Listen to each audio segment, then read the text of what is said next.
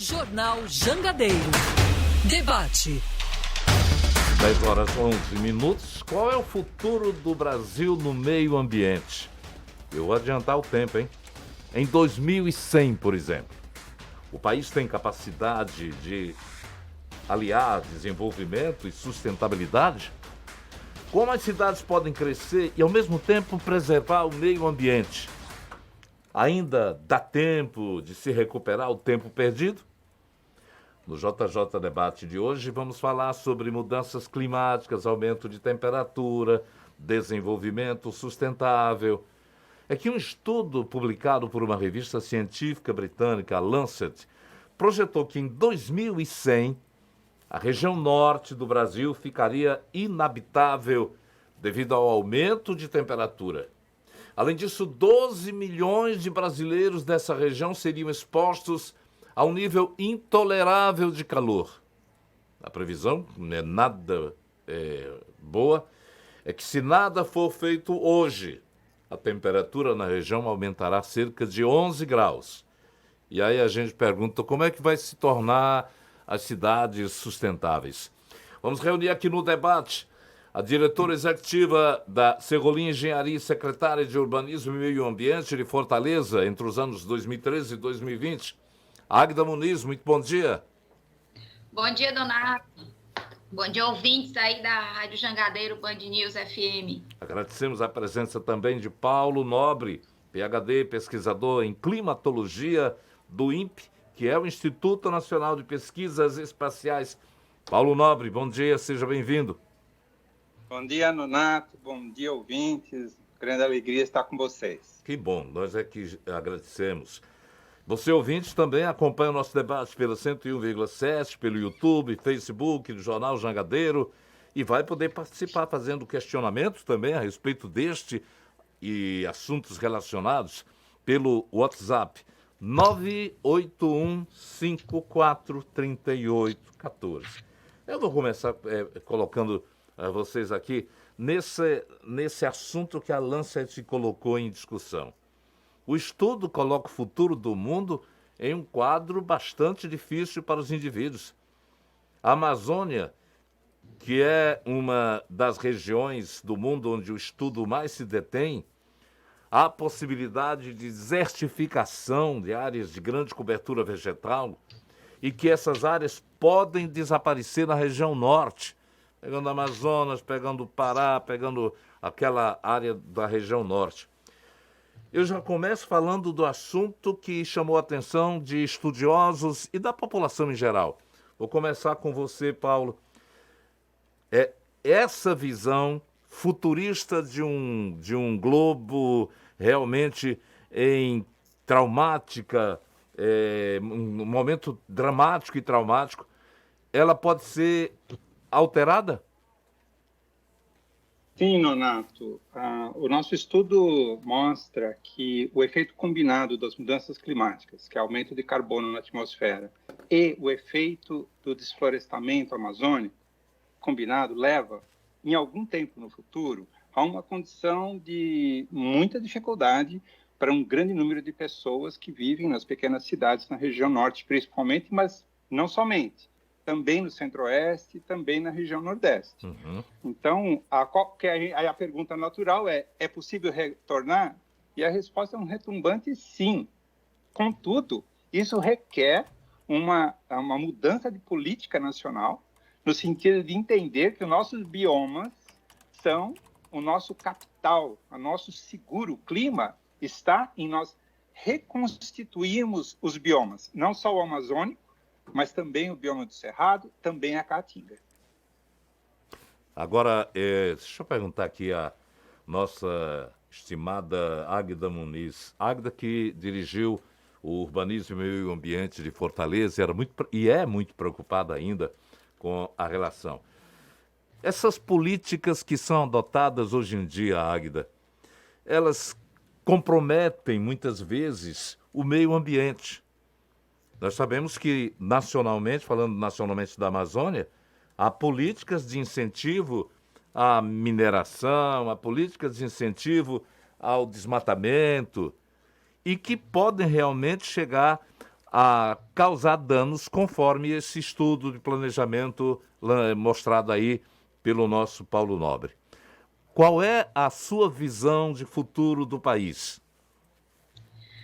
Nonato, mais uma vez aqui, grata pelo convite, principalmente porque está junto aí com o professor Paulo Nobre, uma referência na questão das mudanças climáticas, que a gente tanto ouviu enquanto estávamos aí na Secretaria de Urbanismo e Meio Ambiente através do CB27 e do ICLEI. CB27 é o grupo de secretários de meio ambiente que se integra no sentido de trazer melhorias ambientais e melhores práticas relativas ao enfrentamento às mudanças climáticas para os 26 estados, mais o DF, né, no Brasil.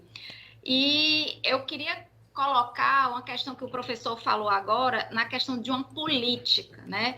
O Brasil, a nossa política nacional de meio ambiente, eu queria começar, isso dá uma tese, essa sua pergunta, mas assim, a começar pela nossa política nacional de meio ambiente, é de 1981. Então, é uma política que tem mais de 40 anos, né? E que não se adequou e não se atualizou às nossas cidades. E aí, para além da Amazônia, porque eu acho que o efeito do que acontece nas nossas cidades, ela impacta sobremaneira nas nossas florestas, nessas nossas áreas, nessas unidades de conservação e nessas áreas muito sensíveis no Brasil. Então, eu queria trazer um pouco dessa preocupação o que resvala, né, na Amazônia, no Cerrado, como o professor coloca, nessas nossos principais biomas, tem origem nas cidades, né? Mais de 50% das pessoas no mundo moram em cidades. E no Brasil, somos mais de 85% morando em cidades. E é na cidade que acontecem os principais desvios relativos ao respeito às questões ambientais. Primeiro, a questão do transporte motorizado. A gente fez aí 4 inventários de emissões de carbono em Fortaleza entre 2014 e 2020. E aí a gente tem aí a questão dos veículos motorizados, dos resíduos também. 60% das emissões vêm dos veículos, 30% dos resíduos. A construção civil também, a gente hoje está na construção civil e há uma preocupação muito grande da nossa empresa em reduzir esses impactos. E a questão da energia também. Então, queria colocar esse ponto relativo às cidades e queria dizer que há um futuro muito bom. Eu acredito que poderemos, ao tratar de cidades e ao tratar de empresas, aliado ao poder público e aliado a políticas, a uma atualização conceitual da nossa política nacional de meio ambiente, nós poderemos sim atingir aí os nossos ODS, né, os nossos Objetivos do Desenvolvimento Sustentável até 2030, que foram colocados aí na COP21, no sentido de buscar essa cidade sustentável e buscar a melhoria da situação dos nossos biomas. Que bom que a Agda lembra exatamente ela faz uma leitura a partir do micro para partir para o macro dessa problemática. Eu perguntaria ao professor, o que é que de prático, professor, só para lembrar aqui aos nossos ouvintes, o que foi as discussões da Rio 92, a cúpula do clima, realmente resultaram em prática, ações práticas? Olha, de lá para cá, muito foi dito e pouco foi feito, tanto no Brasil quanto no mundo. Quer dizer, a questão ambiental ela ficou muito no discurso, e o ambiente como sendo um fundo infinito de provimento de serviços ambientais, que nós nem sequer avaliamos quais sejam e quantos sejam. Então, hoje, com o IPCC, os resultados do IPCC AR6, é gritante de que nós estamos na beira de uma condição de irreversibilidade. E aí, Nonato, pandemia de Covid se transforma em café com leite. Uhum. O que está diante de nós, em termos de essa ruptura ambiental. E perfeitamente de acordo com a Águeda, de que nós temos que começar nas cidades. Nós temos que urbanizar, arborizar as cidades e eletrificar o transporte. É mandatório. Em São Paulo, 50% da poluição por particulados vem de veículos diesel. Somente 5% dos veículos que trafegam pela cidade são diesel.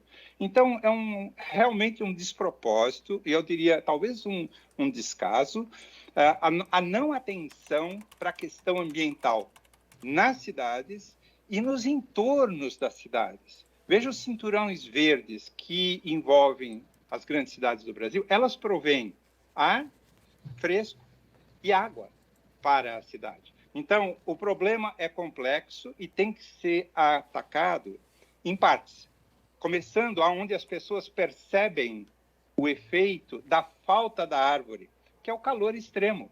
Pega uma cidade arborizada e uma cidade sem árvores. E há vários graus de diferença simplesmente pelo efeito ambiental das árvores nas cidades. Mas não basta. Se nós continuarmos obliterando os nossos grandes biomas, e olha, aí não precisa ir longe, olha a energia fotovoltaica, que é, per si, uma bênção, Caatinga sendo devastada para colocar painéis solares, ao invés de usar pastos degradados e regiões já não produtivas para a produção de energia, que é uma grande solução para o Nordeste, particularmente com o sol que tem. Então, enfim, nós precisamos sair do discurso, e isso só acontece, Nonato, de uma maneira: se cada um de nós, como cidadãos, demandarmos isso dos nossos representantes. É interessante que o senhor faz lembrar que, historicamente, toda a civilização, todas as sociedades conhecidas, elas se agruparam em zonas estratégicas que levavam a dizer assim, não, aqui é uma área boa, aqui tem rio, aqui tem uma lagoa, aqui tem floresta, aqui dá para tirar sobrevivência. E nós perdemos essa consciência de que os melhores agrupamentos humanos tiveram, por necessidade de origem, exatamente as matas, os biomas e também a questão da água.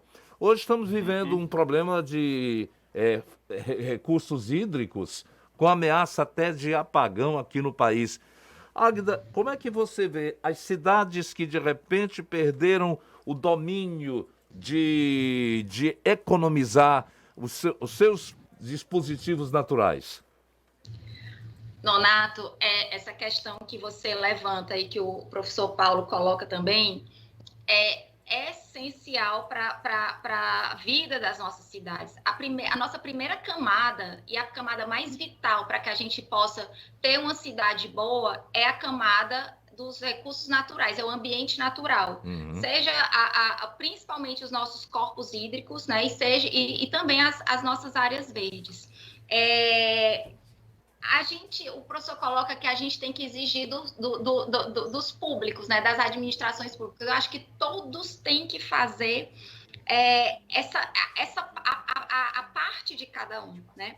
E assim, falando de empresa, né, e respondendo já a sua colocação, as nossas cidades, aí vou citar um caso aqui do Ceará, né, o nosso estado, a gente tinha uma fama, quando o nosso colonizador chegou, professor Paulo, acho que o senhor não sabe disso, a gente passou 100 anos sem ser colonizado, apesar de termos um donatário, porque os ventos eram valentes, o sol impiedoso e o nativo agressivo.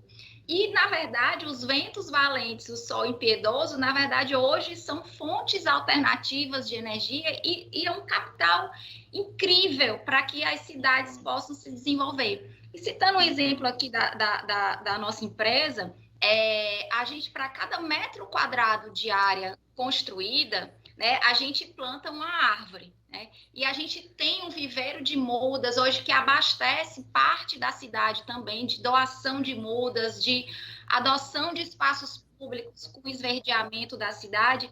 E também começamos agora, nas nossas obras, utilizar as fachadas fotovoltaicas, justamente para que a gente possa absorver, né, essa fonte alternativa de energia usando nas nossas edificações. Mas, Nonato, essa sua pergunta é importantíssima, porque o futuro das nossas cidades e a utilização dessas energias e o respeito a essa camada ambiental, e quando a gente fala respeito à camada ambiental, não é só a preservação, não é só instituir aquela unidade de conservação como proteção, é fazer com que as pessoas bem utilizem esses espaços. Porque a gente vê muitas unidades de conservação, muitos parques, muitas áreas verdes, até às vezes ocupadas de forma ilegal. Por quê? Porque as pessoas não souberam a importância do que é aquilo, não tiveram contato com aquela área. Então, aquilo que não é bem utilizado jamais será respeitado. Muito bem, muito bem. Professor, Muito bem. A gente hoje convive com um boom tecnológico que alterou até mesmo a vida das grandes cidades. As pessoas moravam onde podiam, se transportavam e se transportam ainda de casa para o trabalho. Mas existe hoje uma possibilidade de estar virtualmente num local sem se importar em que parte do mundo esteja. É a pergunta que eu queria saber sobre as cidades do futuro ou o futuro das cidades para o senhor. Isso pode mudar a forma como a gente concebe a cidade nos dias do futuro próximo? Absolutamente, Nonato. É uma coisa incrível isso. Fortaleza sofre desse problema, todas as grandes cidades do mundo, que é o tempo que a gente gasta para ir e vir.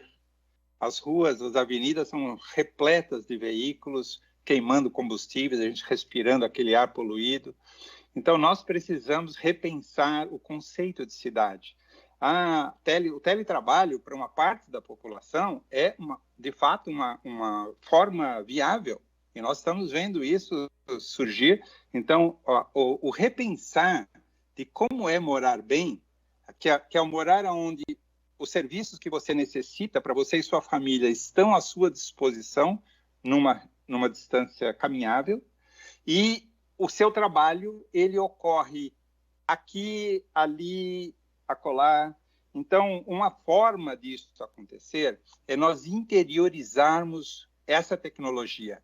É fazer com que a pessoa que more lá no meio do sertão, ou lá no meio da floresta, ou nos biomas, ela não necessite se deslocar para a capital ou para um grande centro urbano para ter uma forma de sustentável de vida.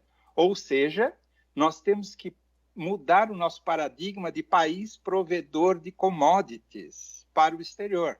Nós não temos que colher o cacau e comprar o chocolate vindo da Suíça no aeroporto. Nós temos que vender o chocolate produzido no Brasil nos aeroportos pelo mundo afora. Então, essa mudança, ela é viável hoje, porque nós estamos justamente nesse ponto da história onde a tecnologia está se tornando massivamente acessível.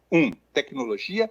2, energia. Nonato, nós não fazemos nada sem energia. E aí está um grande diferencial para a região Nordeste, para você poder ter geração local, é agregar valor na produção da tapioca, que é exportada e vendida em Londres. É um mind frame, é uma estrutura mental diferente daquela do colono, que veio aqui nos colonizar e falar, me dê a madeira, me dê a laranja, a borracha, o ouro. Então, sim, eu diria, muito entusiasmado, a revolução tecnológica associada a essa noção, e Ágata, muito importante o que você disse agora, o que nós não conhecemos, nós não podemos respeitar. Então, nós temos que levar nossas crianças para o meio ambiente, nós temos que fazer com que as crianças nasçam no meio ambiental e não tenham medo do lobo mau, porque não tem lobo mau na floresta. O lobo mau hoje mora na cidade. É verdade. Nós nos tornamos o lobo mau, né? Ao não respeitarmos a natureza. Hoje é o dia do nordestino. O povo de uma região com sérios problemas climáticos, como todos nós conhecemos, começar pelas secas, pela devastação de biomas, de recursos naturais.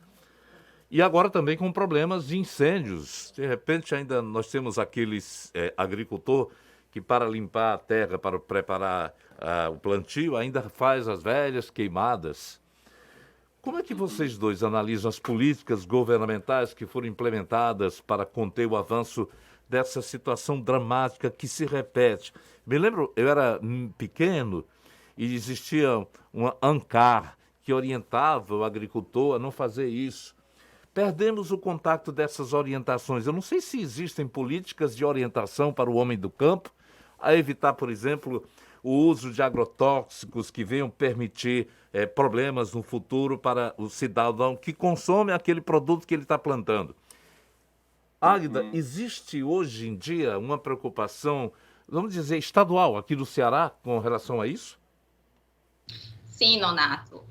Tanto a gente percebe, né, na verdade, a política do governo do estado do Ceará relativa a essa questão ambiental, né, essa questão das mudanças climáticas. Aí o secretário Arthur Bruno vem levando, né, toda essa questão dessa política para os demais municípios e também alinhado, que é importante, com o município. Né? O município de Fortaleza tem a sua política municipal de meio ambiente, na verdade, desde 2014, que virou uma legislação municipal a partir dessa... Infelizmente, não pode ser pautada na política nacional, porque a política nacional ela está bem desatualizada e desvinculada das nossas necessidades, mas uma política ambiental vinculada à questão do verde, né, das áreas verdes,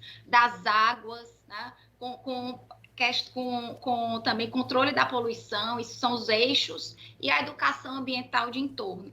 E isso, dentro dessa política, os nossos vários projetos que deixamos o importante é a continuidade desses projetos que estão sendo continuados e vinculados a essa política estadual.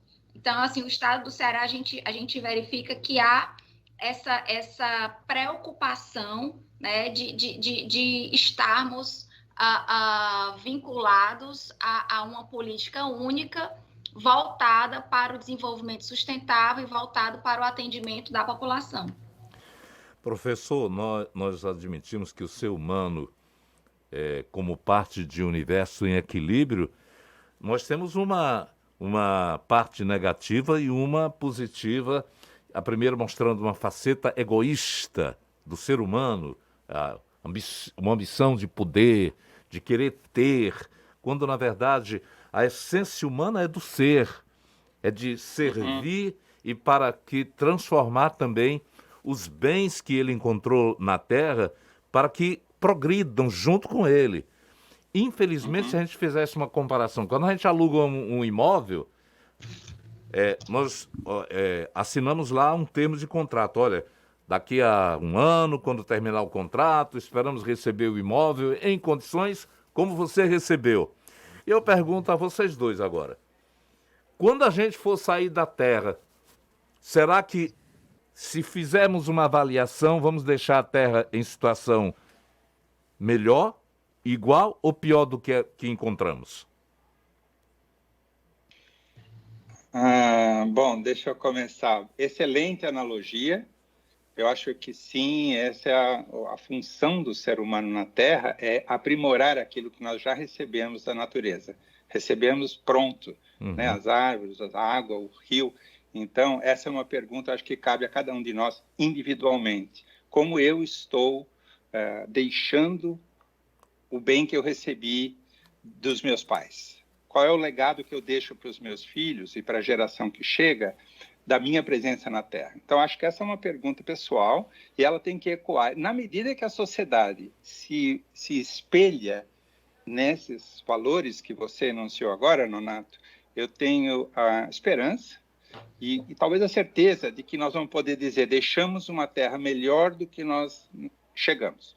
Agora, isso não foi a história. Nós temos deixado coletivamente uma Terra mais fragilizada, com o desconhecimento, por exemplo, da importância dos ciclos e do direito, né, dos demais seres viventes na Terra de terem seu habitat. Nós estamos tendo extinções de sapos aqui na Mata Atlântica, de ambiente seco, que estão indo buscar água em córregos onde existem bactérias que são letais para ele. O que é isso? É uma grande seca que nós estamos vivendo, que não é habitual no Sudeste. E a seca vem da onde? Vem do fato de que nós estamos perturbando o equilíbrio natural. Então, a nossa ação não tem sido essa ação de harmonização, mas eu entendo que se nós perdermos essa esperança de sermos seres harmonizantes no planeta, daí nós acho que perdemos a razão de ser. Águida, como é que você vê? Eu vou começar com a questão, acho que primeiro eu tenho a visão também otimista, né? Acho que a gente está lutando para isso. Acho que isso começa no relatório de Brundtland, quando a gente fala aliás, começa muito antes essa preocupação, Clube de Roma e tudo, com o futuro que nós queremos deixar para as nossas gerações, né? Uhum. Mas, assim, eu queria colocar aqui a questão do termo da sustentabilidade, quando foi definida em 86, através do relatório de Brundtland, que era o economicamente viável, o ecologicamente correto e o socialmente justo. Por muito tempo, isso foi um discurso, tá? Mas, assim, a minha visão de otimista é porque isso foi lá em 86. Mas, assim, passando aí para a questão da visão empresarial, isso era um discurso, depois isso entrou com força com a responsabilidade socioambiental nas empresas. E hoje a gente tem o ESG, né? Na verdade, uma sigla em inglês que significa ambiental, social e governança, ou seja, as empresas hoje, até mesmo para você ser listado em bolsa de valores, abrir capital, você precisa ter a sua política ambiental, a sua política social e a sua política de governança, que tem que englobar essas disciplinas, né, do ambiental e do social. Por isso que eu me sinto otimista em relação a esse futuro, porque hoje é uma prática que não vem só da academia, não vem só dos poderes públicos, mas as empresas passaram a se preocupar com isso, né? E eu estava lendo hoje o Valor Econômico e o Ricardo Guimarães, que é CEO de um banco aqui no Brasil, ele fala: o ESG vai dominar o mercado, ou seja, as práticas ambientais, sociais e de governança irão dominar o mercado. Então, que isso continue, eu acho que se isso continuar, essa preocupação continuar, é sim uma visão otimista e muito importante para o futuro do nosso mundo, do nosso planeta, né, das nossas cidades, e que também isso não se torne uma espécie de política fake, que eu acho que as pessoas estão cada vez mais conscientes que se a gente não cuidar, né, hoje, nós não vamos ter os insumos necessários e também a nossa própria vida vai ser um grande desafio aqui na Terra, né? Que bom que é. Eu comecei o debate falando tendo uma visão muito dantesca do futuro, quando eu coloquei o estudo da Lancet, daqui o ano 2100. E até fiquei, quando a produção me passou esse dado, eu fiquei curioso. Disse assim, mas a gente não tem algo para consignar mais objetivo aqui na região local, no ambiente nosso? E aí ele disse, não, tem, a gente vai perguntar. Vocês começam a definir um futuro esperançoso. Eu tenho 72 anos, tenho idade para ser avô até de vocês dois. Mas tá muito bem, Leonardo. Mas isso me dá uma conscientização de que esses dados que a gente sabe que não são realmente, que não fogem a uma realidade, infelizmente, mas há uma certeza de uma transformação que já é nascente no pensamento, na consciência, por exemplo, de pessoas como você, que é a arquiteta, engenheira, do pesquisador em climatologia.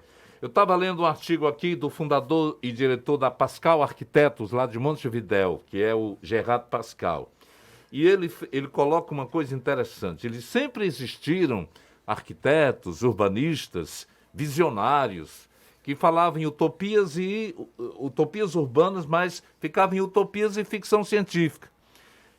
Chegou a hora, então, de buscar, nessas propostas futuristas, projetos que se adaptem ao nosso futuro, ou de procurar novas ideias baseadas no conhecimento adquirido no último século, implementando novas formas de gerar energia, que a gente já tem mais ou menos colocado aqui no Ceará, é um exemplo, e reciclar absolutamente tudo, recuperando a água potável.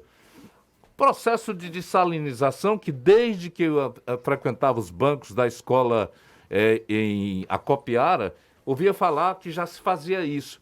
E se falou muito em dessalinizar a água aqui no Nordeste para evitar um pouco as questões climáticas.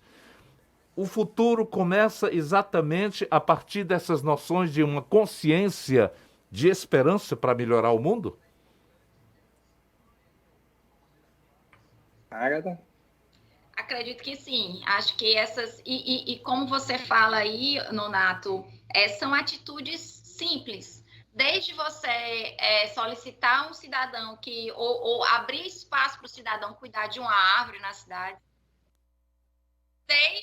desde o momento em que também a gente possa fazer dessalinização da água, que é o que está sendo feito aqui no estado do Ceará. A gente está num processo aí de uma usina de implantação de uma usina de dessalinização, desde uma fachada com energia fotovoltaica, desde uma adoção de um espaço público, nós estamos hoje no Brasil um marco do saneamento, né, que está facilitando a forma das cidades buscarem estarem saneadas, atenderem aí o plano nacional de saneamento, que até 2033 a gente tem que estar aí com a universalização. Talvez não seja possível para algumas cidades, mas enfim, a gente tem hoje você ter uma cidade sustentável você ter uma cidade inteligente, né? É você poder, a partir de pequenas ações, não estar distante. É isso que acho que a principal mensagem é essa. A cidade sustentável, ela começa por pequenas ações. Ela não precisa de grandes projetos, nem de projetos de grande escala. Claro, uma usina de dessalinização é um projeto grande, é uma grande escala, tem uma macro... ela atende vai atender nosso estado todo, mas o que eu quero dizer, que a gente quer colocar aqui, é que desde um plantio de uma árvore até uma usina de salinização, a partir de pequenas ações você pode ter, sim, uma cidade mais sustentável. Professor Paulo Nobre, tem até, linkando aqui o que falou a Águida, a ouvinte Jusilene Teixeira, ela está dizendo aqui, esse jogo é muito desigual. Eu moro num prédio com 30 apartamentos, ainda bem que a zeladora é consciente, mas só eu faço a coleta seletiva. Uma pequena ação de um gesto que precisa ser multiplicado, não é, professor? Absolutamente, e eu vou usar novamente uma palavra da Águeda, que é cuidar. Nós precisamos cuidar das nossas crianças, primeiramente. As nossas crianças têm que ter acesso à informação consequente. Então, cuidar dos nossos elderly, né, da sociedade de modo geral. Então, o cuidar que uma mãe tem para com o seu filho, que uns pais têm para um bebê, nós precisamos ter esse pensamento de cuidar da nossa cidade, da nossa rua, do nosso prédio. Então, quando nós universalizamos essa preocupação com o cuidar, nós estamos deixando um legado de construção de valores, porque nós cuidamos daquilo que prezamos. Então, eu diria assim, diante de um problema ameaçador, as mudanças climáticas chegaram para ficar, elas não são uma coisa que vão embora o ano que vem. Então, nós temos que se implantar uma esperança da ação, esperançação, quer dizer, é uma esperança que ela cresce no agir, e no agir no pequeno, no agir em casa, não jogar a latinha ou o papel na rua e reciclar. Isso tem uma importância simbólica e de consequências tão enorme que quando essa criança, hoje criança, todos nós fomos crianças, um dia estiver na adolescência, na idade adulta, ela interiormente será não complacente com atitudes de governantes ou indústrias. Ou, por exemplo, como a Águeda mencionou, construiu uma coisa, alguém que vai contra os valores daquela população, não vende. Então, é natural que a iniciativa privada se oriente segundo aquilo que são os valores da população em questão. Então, enfim, nós precisamos cuidar, não é só do meio ambiente, nós temos que cuidar das pessoas, porque as pessoas cuidadas, pessoas que são respeitadas, também respeitam. E nessa casamento de respeito e cuidado, nós vamos poder olhar lá do futuro, Nonato, quando nós olharmos para o hoje e assistirmos essa entrevista aqui, imaginem que legal e bacana, olha que gostoso, lá em 2021, lá naquele passado que é hoje, nós já estávamos falando de elementos fundamentais para a fundação de uma nova humanidade. E eu estou chegando ao final agradecido e enriquecido com a participação, tanto sua, Águida, quanto do professor Paulo Nobre. Para encerrar, eu digo que já temos as ferramentas para poder solucionar o problema da cidade, do futuro e do futuro das cidades. Falta exatamente esse cuidar que fala o professor e um espírito de concidadania que tem a ver com cada um de nós. Aprendendo e aprendendo de pessoas fantásticas como vocês dois, a lição para melhorar o presente, agradecendo ao mundo futuro o que terão os nossos seguidores. Grande abraço. Muito obrigado, Águida. Muito obrigado, Paulo. Grande abraço. Grande abraço.